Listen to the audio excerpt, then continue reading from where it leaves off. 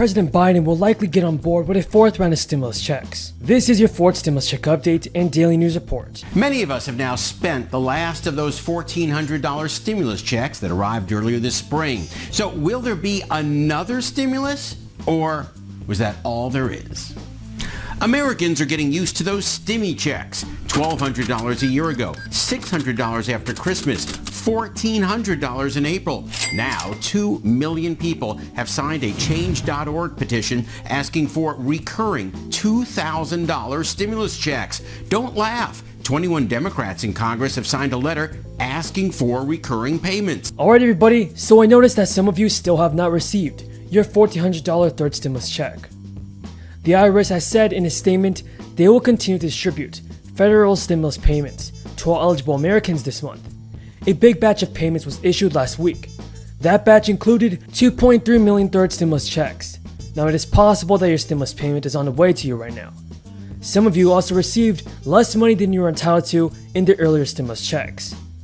Those of you can expect to receive another stimulus payment or a plus-up payment.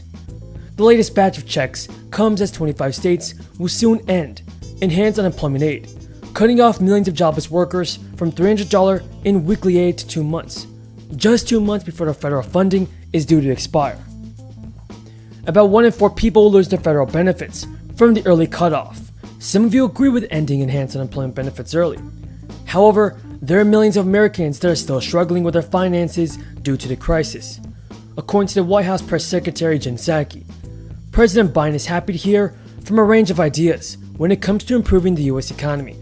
Many Democrats are pushing for a fourth and even fifth round of stimulus, while President Biden is open to the possibility. Many are wondering when more economic relief will come. President Biden, Jen Psaki told reporters, Biden's happy to hear from the range of ideas on what will be most effective and what's most important to the economy moving forward. He has also proposed what he thinks is going to be most effective for the short term, for putting people back to work, to getting through this pivotal period of time, and also to making us more competitive in the long term. Well, my next guest has signed on to that $1.2 trillion framework, and it is gaining traction. Republican South Dakota Senator Mike Rounds joins us now. Senator Rounds, I'm really impressed how this is really growing despite all of the negativity, despite the fact that maybe some folks thought this was not going to work. The package that you're backing, describe that for us. First of all, it's a framework for a package, and what we're trying to do is to focus on real infrastructure. Progressive Democrats are pushing the president to provide Americans with more stimulus relief money. Recently, more than 80 Democrats banded together and wrote 2 letters to Joe Biden campaigning for more economic relief. In one of the letters, it reportedly claimed that a fourth and fifth round of stimulus checks would keep 12 million Americans out of poverty. While acknowledging the success of the American Rescue Plan, Congressman Jimmy Gomez also said it wasn't enough relief for Americans in a letter to the White House. Gomez said in the letter, the success of the American Rescue Plan, combined with direct financial assistance in the CARES Act and prior financial legislation, is evident in communities nationwide. But we cannot pretend that a $1,400 check will be enough to last a year, and we need to be prepared with a strengthening safety net should a similar economic crisis strike again. Democrats are not only pushing for more stimulus checks, they're advocating for automatic payments to Americans. The next relief payments will be going out next month. Parents with eligible co-dependents will receive the child tax credit, and the credit will begin on July 15th and will continue as monthly payments from then until December. According to the IRS, the credit amounts will increase for many taxpayers. The credit for qualifying children is fully refundable, which means that taxpayers can benefit from the credit even if they don't have earned income or don't owe any income taxes.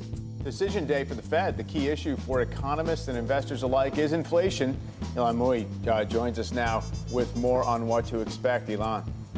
Good morning, Mike. Today we'll not only get to hear how Fed Chair Jay Powell is thinking about monetary policy and the economy, but we'll also get an updated set of Fed forecasts. That's going to be critically important because the economy is evolving so rapidly. Already, PCE inflation has blown past the Fed's previous projections.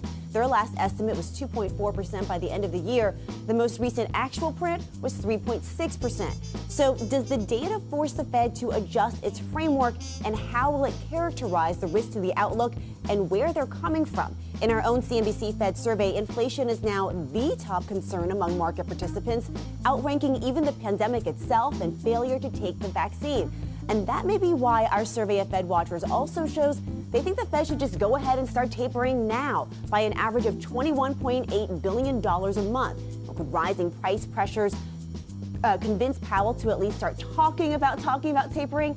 The minutes from the last FOMC meeting show that there was a debate about it, and the chorus of officials who are publicly supporting having that discussion has been growing. But of course, a reminder, guys, even if taper talk starts today, action could still be months away. The respondents in our Fed survey don't believe that'll happen. Tax reductions that we put in effect actually helped to build the economy before the pandemic hit. And what we'd like to focus on is finding the dollars that have already been appropriated but not yet committed and not yet sent out for COVID relief, including the PPP program and including some other funds that may very well have been in for unemployment benefits that a number of our states have rejected. But it's a framework only. There's a lot of work to do yet. What do you make of the fact that as the news was getting better on this, that the framework, more folks are joining in on the framework, particularly on the Republican side, all of a sudden out of left field, you get a $6 trillion proposal that, of course, it's no surprise Bernie Sanders is behind it, but a lot of Democrats are saying, hey, why go small? This is a once-in-a-lifetime crisis. Let's go for $6 trillion. What do you make of that?